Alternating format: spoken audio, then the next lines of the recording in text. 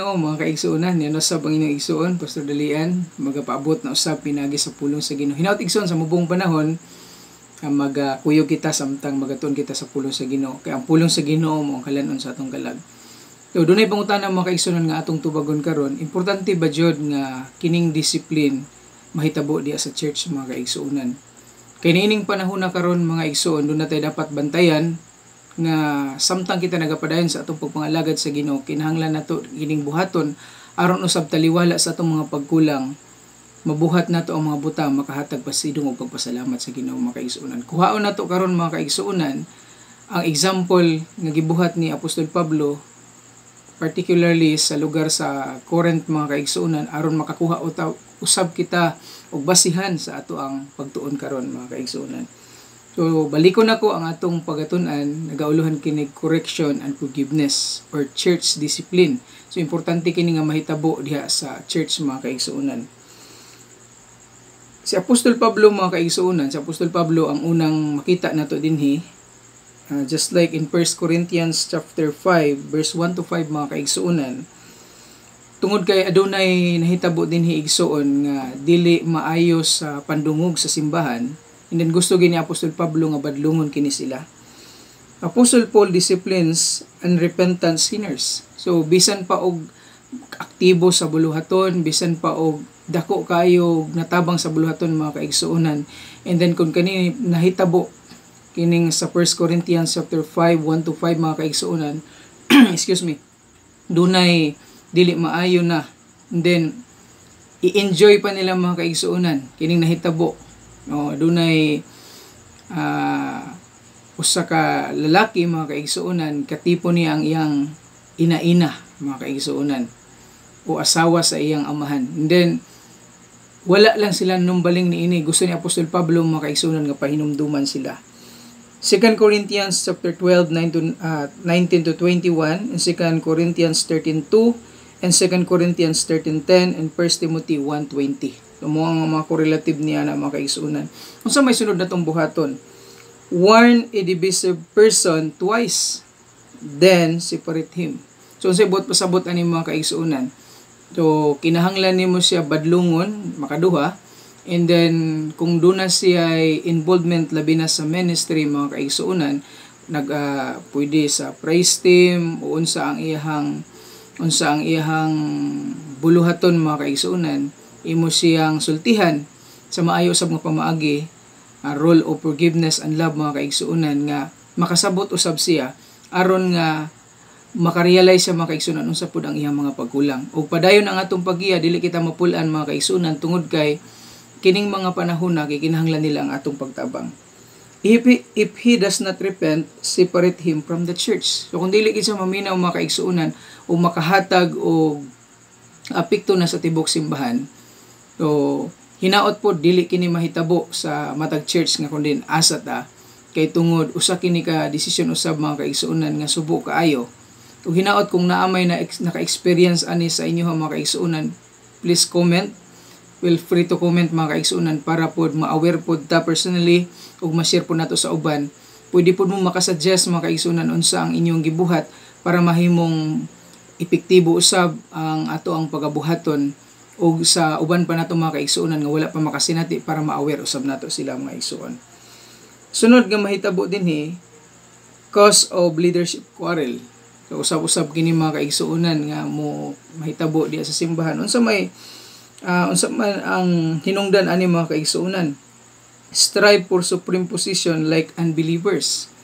So naay mga diha po sa simbahan mga kaigsuonan kung atong lantawon sa Matthew chapter 20 to 28 and Mark 10:42 to 45, just like the request of James and John mga kaigsuonan kung imong lantawon nga kasi pa sa Matthew chapter 20 to 28 nga inig maghari na si Ginoong Hesukristo, request pagid sa usa ka inahan mga kaigsuonan, kining usa sa iyahang wala o kining usa sa iyahang tuo mga kaigsuonan. Ang tubag ni Ginoong Hesukristo, wala ka mo nasayod sa inyong gipangayo mga kaigsuonan. Usa-usab ka na, bantayan nato mga kaigsuonan og awareness pod sa tanan nga mga servant ni Lord, mga pastors. So dili dayon ta automatic mag-select og mga leaders or unsa man mga kaigsuonan, kay tungod dapat dili ta mahimong madani pwede sa ilahang gipakita dayon nga commitment, gipakita dayon mga kaigsoon kinahanglan ato usab silang masulayan ug ma-aware usab ta sa 1 Timothy and Titus mga kaigsoonan kung unsa ang dapat buhaton aron magiyahan ta. So walay hingpit na to mga kaigsoonan, taliwa kita tanan do natay mga pagkulang, apan taliwala sa tong mga pagkulang hinaot ato usab mapahimutang para mabuhat na to mga buta makahatag pasidungog pagpasalamat sa Ginoo. A true church leader is a servant. So ang tinuod daw nga leader sa Ginoo mga kaigsunan is a servant. Yung mahimong sulugoon sa tanan mga kaigsunan. Mark chapter 10, 42 to 45 mga kaigsunan. Kung atong lantawon diha naghisgot kabahin sa mga Gentile sa kaniadtong panahon nga ang ilaha daw mga leader mga kaigsunan naghari-hari sa ilaha. Apan niingon sa verse 44, kung kinsa kaninyo mahimong labaw sa tanan, mahimong ulipon sa tanan. And 45 mga kaigsunan, for even the Son of Man did not come to be served, but to serve as a ransom for many. Para kanato mga kaigsunan. Si Ginoong Hesukristo ang perpektong ehemplo mga kaigsunan nga bisan tuod siya Dios igsoon, nagpaubos siya siyang kaugalingon para sa tumong og tinguha nga maangko nato ang kaluwasan, ang paglao mga kaigsunan na dili kayang ihatag sa kalibutan.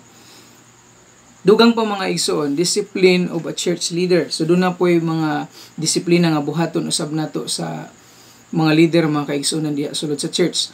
Excuse me, dili lang to pwedeng sa mga unbelievers, sa mga believers mga kaigsunan. Doon na po yung mga katabang nato sa buluhaton.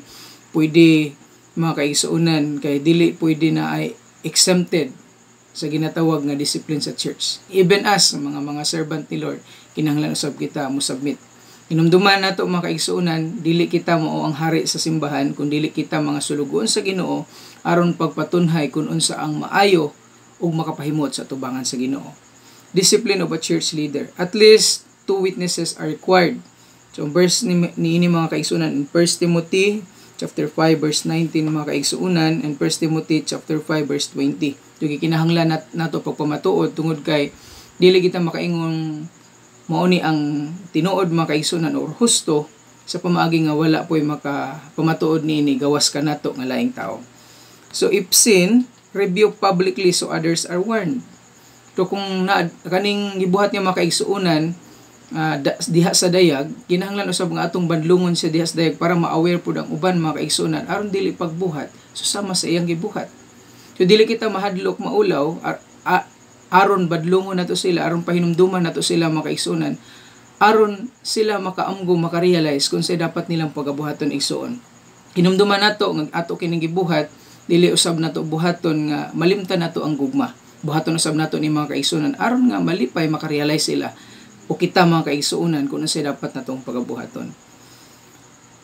2 or more witness needed. So napo na makita sa Numbers chapter 35 verse 30 and Matthew chapter 18 verse 16 mga kaigsuunan. Dunay pahinumdum usab while nga kita magatambag, magabadlong sa mga leaders mga kaigsuunan.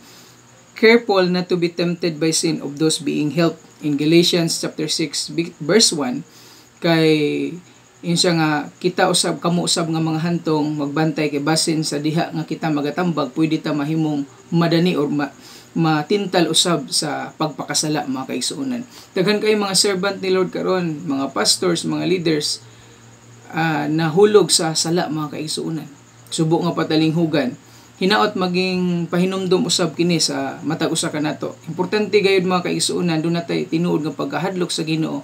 Kay kung tinuod do natay pagkahadlok sa Ginoo mga kaigsuunan, mahadlok usab kita mobuhat sa mga butang nga dili makahatag pasidong pagpasalamat sa Ginoo. Unsa man ang goal niini mga kaigsuunan nganong gibuhat ning church discipline or correction and forgiveness diha sa church mga kaigsuunan?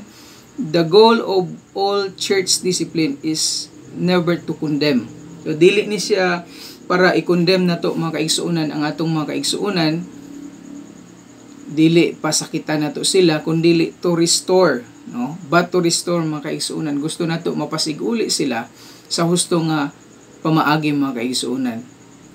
And then therefore, discipline must be motivated by love toward the fallen. So kumbaga buhaton nato ni mga kaigsuunan pinasikad sa gugma. Wala ta nagabuhat niini mga kaigsuunan sa atong personal nga motibo, wala ta nagbuhat usab niini para daigon ta sa mga tao para unsay posibleng ikasulti nila sa tua. buhaton nato ni mga kaigsuonan uban sa lingwahe sa gugma, mga kaigsuonan, that his soul might be saved. So aron usab nga kaliwala nini mong panghitabo, mga kaigsuonan, she or he will realize, mga kaigsuonan, kung say dapat niyang pagabuhaton. In 1 Corinthians chapter 5 verse 5, mga kaigsuonan, and must not be so harsh as to cause excessive sorrow. So dili usab nato, mga kaigsuonan. Ingon nga mga sulugoon sa Ginoo, nasayod ko nga doon natay lalahi nga mga hagit sa kinabuhi, lalahi usab nga struggles within the church, mga kaigsuonan. Hinaut usab maging pahinumdom sa matag usa kanato. Dili lang ang mga leaders, dili lang ang mga church members, kita usab nga mga lagad sa Ginoo. Magbantay usab kita, mga kaigsuonan, kay tungod usa lang ang posibleng sipyat nato, mga kaigsuonan, makapigtog dako diha sulod sa simbahan ug sa gawas, mga kaigsuonan. Hinaut usab nga dili lang kita maayo sulod sa simbahan, dili lang kita maayo sulod sa atong katrabuhan, bisan asa ta, mga kaigsuonan, hinaut mahimutang panalangin o mahimutang kahayag niadtong nasa atong palibot. Nya nasab ang inyong igsuon, mga kaigsuonan. Nagapasalamat sa paghatag nimo og gamayng panahon alang sa pagpatalinghog sa pulong sa Ginoo. Padayon kita sa pagtuon sa pulong sa Ginoo, kay ang pulong sa Ginoo mao ang kalanon sa atong kalag aron sa pagpadayon sa paglambo sa atong espirituhanong bahin. Dalaygon ang Dios sa tanang panahon.